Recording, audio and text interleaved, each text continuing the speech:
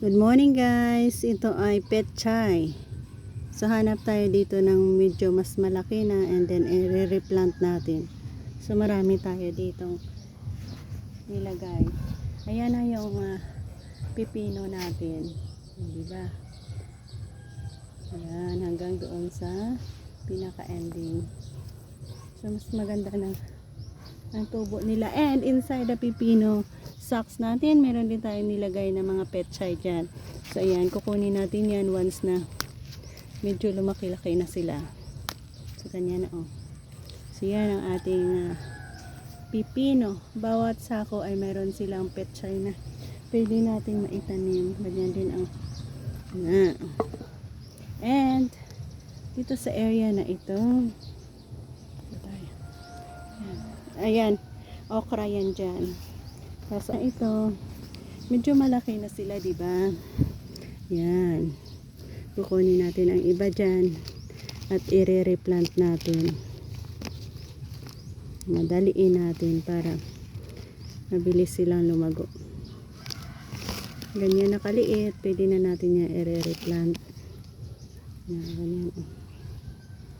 So, come, join me. Ito yung mga pipino natin. Malapit na sila kabod kung sa ilong ko. Yan, mga ginapas natin yan ng mga alugbati natin ang area na yan dito. And then, ayan and nagtanim tayo dito ng bago, which is ang ating yan ang ating ganyan lang naman pagtanim. Konting diin lang. At konting diin din.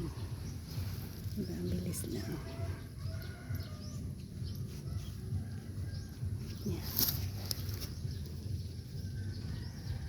Ayan. So medyo madami-dami na yung ating natanim dito, no?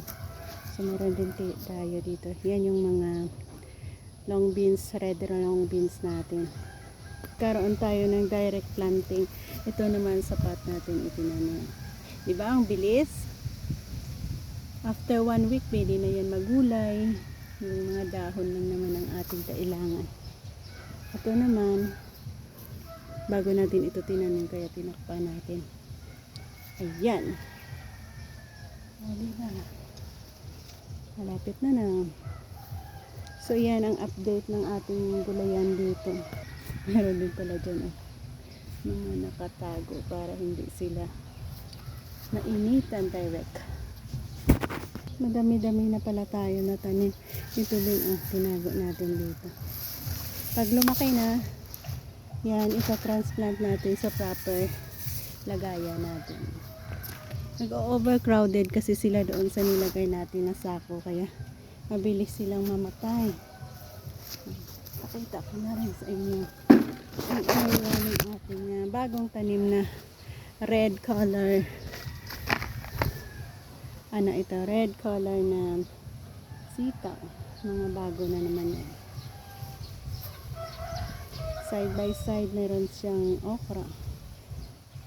Ito, dami din okra. Pinapatubo na rin natin yan. Okra. Yan sa kabila, okra din yan dyan. Ayan. So, konting update sa ating garden ito. Mga okra yan. Ayan. Medyo may na sila. Medyo malaki-laki na sila. So, linisin ulit natin yung mga okra na yan.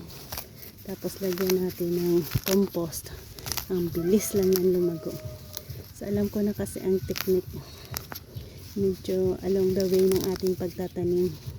Nagle-learn din tayo ng mga techniques how to plant, grow faster yung mga itinanim natin. Yan. Diba? Ang labong ng ating lemongrass doon. So, ayan ang garden natin dito. So, next day, itutur ko ulit kayo sa kabila natin yung mga bago nating itinanim na mga patola. Yan, meron na silang, pwede na silang mag-crawl up. So, yan muna ang ating update para sa ating petchay lang actually ang ating ipinakita sa inyo. Pero dahil nga marami na tayong mga inad-on. Ayan. So, ang style, once na katatanim mo lang, wag mo palang i-touch yung mga surrounding niya. Kung gusto mo lang, dagdagan mo lang ng lupa sa ibabaw. Pero wag na wag kang magbungkal dahil mamamatay ulit sila. So, yan o. So, lagyan mo lang yan ng lupa sa ibabaw o dili kaya compost ulit. Yan. Pag settle na ng compost, lagyan mo na ng fertilizer. And then, saka mo lagyan ng pamatay sa mga insekto. Yan lang. Hanggang sa sila ay tuluyan ng magbunga, mamulaklak, at kung anumang process ang kanilang ginagawa. Ang ganda ng ating long beans. Oh. Ayan. So again, God bless our mga bagong itinanim na mga gulay dito.